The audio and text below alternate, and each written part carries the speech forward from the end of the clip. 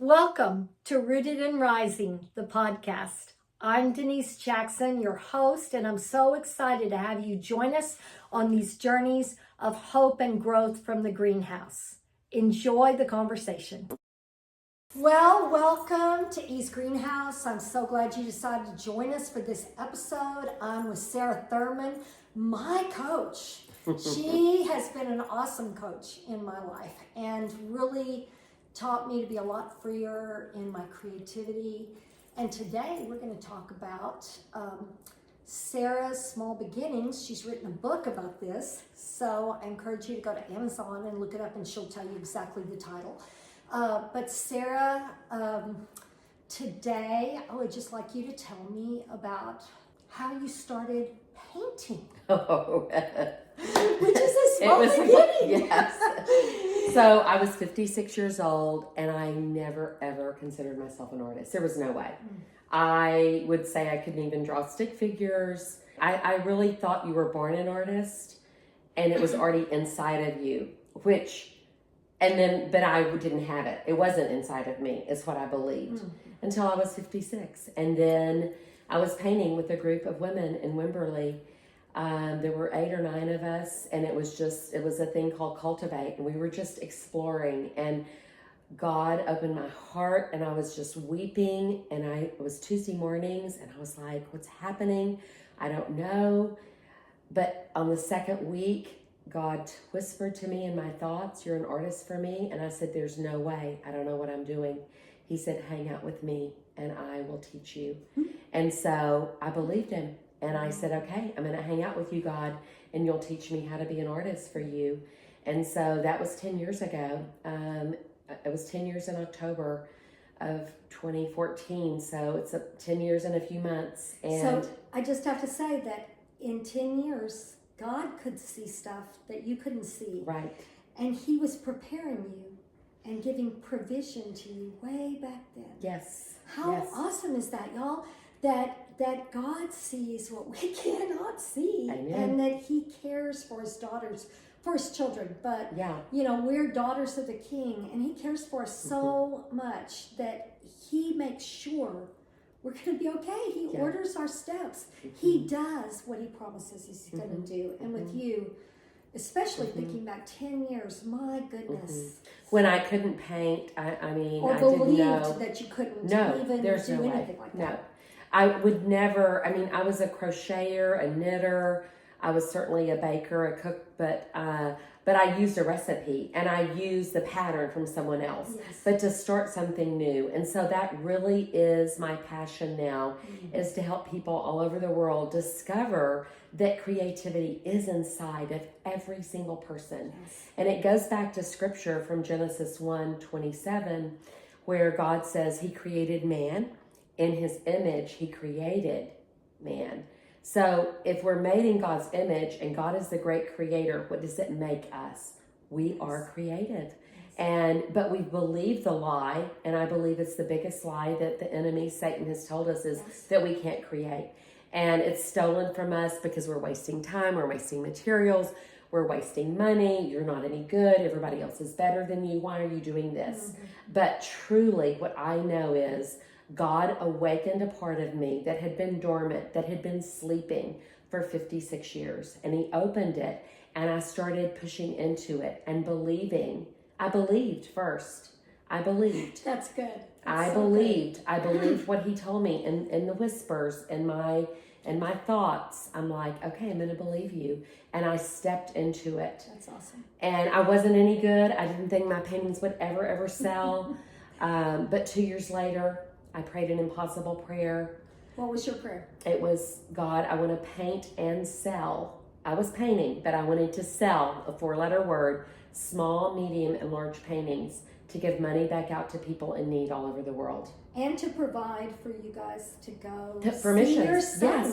Yes. Because your son and daughter-in-law were out there, and then your grandchildren, and you couldn't go. Yes. So that's so like God a has part used, of that story. He has used my studio, the woodworking shop of my late husband, this home to bless us, and then it goes out to the world, and it's still doing it. I'm turning this house into an Airbnb, and it's like, oh my goodness, and a gallery what are is you going to doing? be in the Airbnb with your paintings. Yes, Oh, it's like beyond anything I could ever have dreamed. Imagined. And I was thinking, you said you were 56, and sometimes we say, well, we're getting old. We can't do anything. Oh, yes. But God has perfect timing. You weren't late in what was happening. It was perfect. I didn't miss it. No. You didn't miss it. No. You had a joyous life before then. You raised your children. You had a wonderful marriage. You had a community. Yeah. You had all of that before. Yeah. And God said, I've got more. Yeah, I've got more. I love that. And most recently, in the last few months, I've started to learn to play golf at age 66. So another whole new thing, which it's really hard, but it's really good. And I'm learning so much even about myself and control of my emotions when I have a really bad shot. And then hope and belief that I'll get better, in practice. Yeah. This using our muscles. We cannot expect to be perfect the first time we do something, or the second, or the 50th. Like, it's a process, and that's a big deal. So stop right there and tell us the name of the book, the right name. Small Beginnings, A Journey to the Impossible. And it comes from a verse. Yes, Zechariah 4:10, and it says, Zerubbabel had been given the job to rebuild the temple.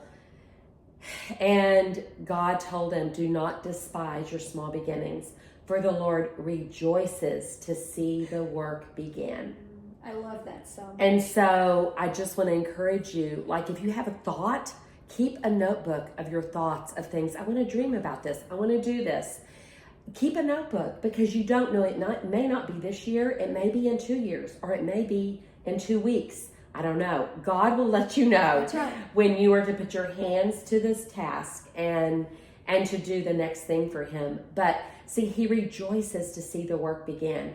And a lot of times we sabotage ourselves and say, I'm not any good. I'm quitting. I'm never doing this again. That's what I was just going to say too, is people tend to put up their hand and say, they hear something from somebody or from the Lord. Oh, yes. And they'll say, no, I am not a painter. Right. Because I said that to you. But I am a painter. Yes, I you are. am not a painter that is, at this point, that is as wonderful as Sarah. But Sarah is growing as a painter. Yes. Like, her new paintings of her landscapes are so much different from her paintings of the angels, which are phenomenal. So God's continuing to grow her. And he's taught me, through Sarah teaching me to be brave, to paint. Yes. Just do it. And hiking. It's the process. I did not start hiking until I was 60. And now I get to go all over the world and hike with girlfriends. There's so much out there for y'all. And don't hold up your hand and say stop. Just as Sarah said, take the step. Write it down. If you don't know where to go next, write it down so that you can say, I heard this. Yeah. And then say, Lord, if this is from you, I want show what me the you steps. want. Yeah. Show me the steps. This book, The Small Beginnings, Journey to the Impossible, has, I think, 8 or 9 chapters. The first chapter is Dream the Impossible. And so write your dream list down. And the second is find your purpose. So y'all, when we can find our purpose and it's connected to God, it will give us strength and energy to keep going to the next steps. I love that.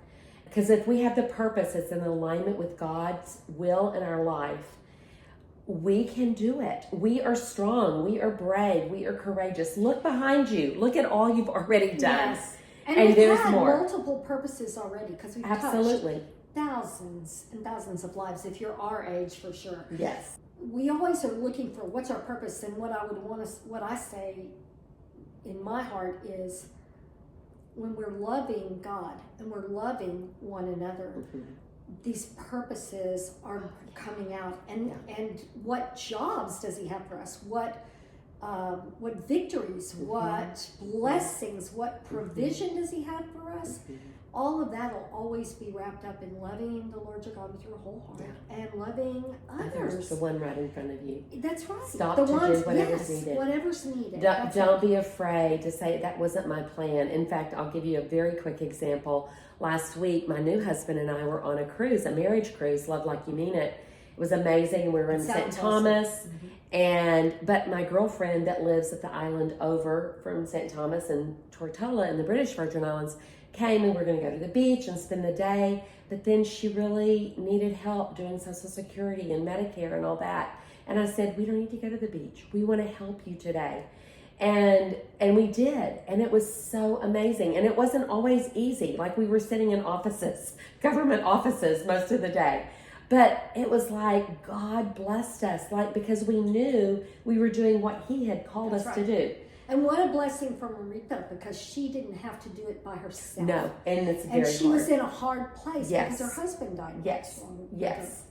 So, and you know what that's like too. Yes. In this last 10 years, we're going to talk again on another conversation. But in the last 10 years, you lost your husband, your precious husband that you loved and thought you would have a lot more years with. And it was sudden.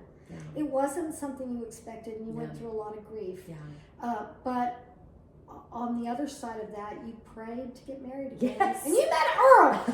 Praise God for Earl. The God of the impossible. God really changed. He knew this about Sarah's life that Sarah couldn't see. And that's another reason why I never want to know what's ahead. I just want to trust Him. Walk with Him. Hold because He does know. And even when you have to go through really hard places, He's never going to leave you or forsake you. And I got to walk with you through that, so that I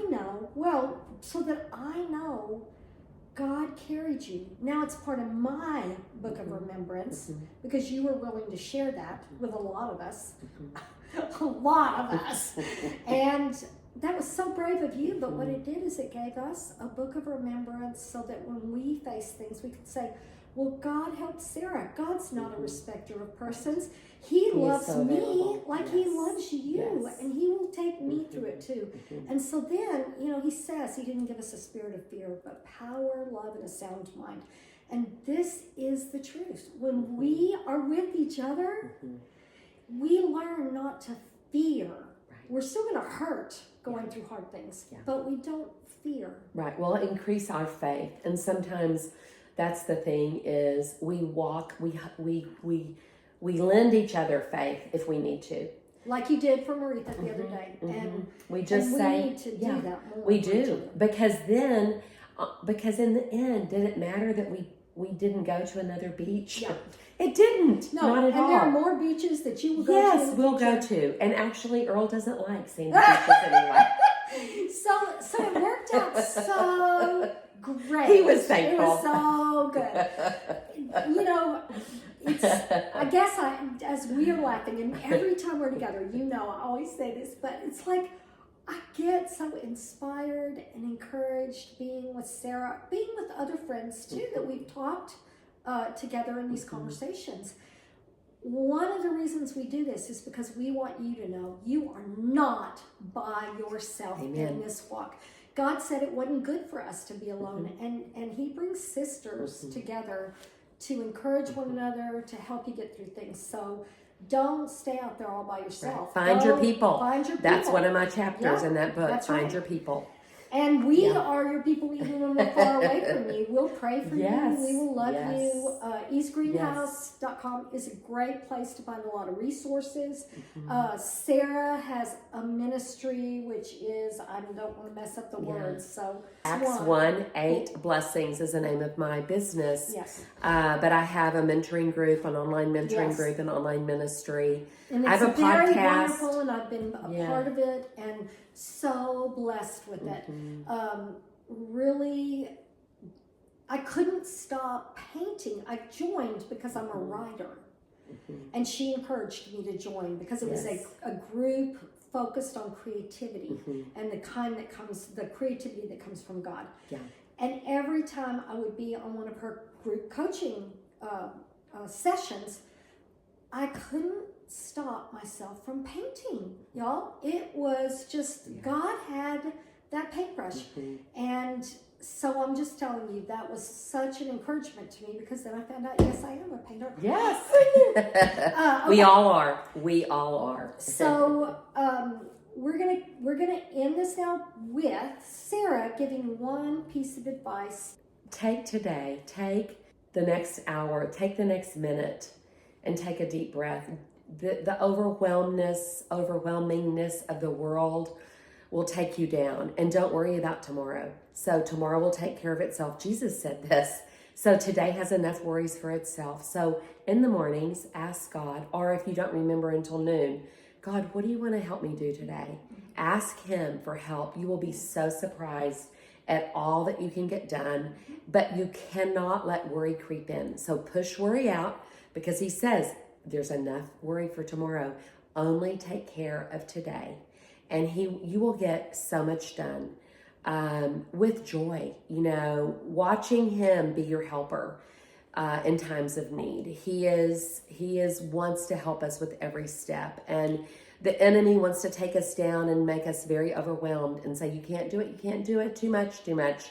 Now you're really mean, now you're really ugly, now you're fussing at everybody around you. Stop all of that, take a breath and say, God, what do you want me to do today?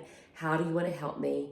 I know you're going to help me because I need your help, and let's do it. And you're going to be amazed at how that changes your perspective every day. Because then you get to wake up the next day and say, God, what do you want us to do today? It becomes the adventure it's Yes, supposed to and be. you watch Yes. all that you get done. He is going to do so much. Thank you for joining us today for another episode of Rooted and Rising, the podcast. I am so glad you were here to hear that amazing story. And just know that God is for us. He's not against us. He will show up in our lives when we call out to him. And I want you to have confidence in that. Today, I'd like to ask you to go out and follow us on social media and subscribe to our website at easegreenhouse.com, and then join us for our next episode of Rooted and Rising, Growth from the Greenhouse. Thank you.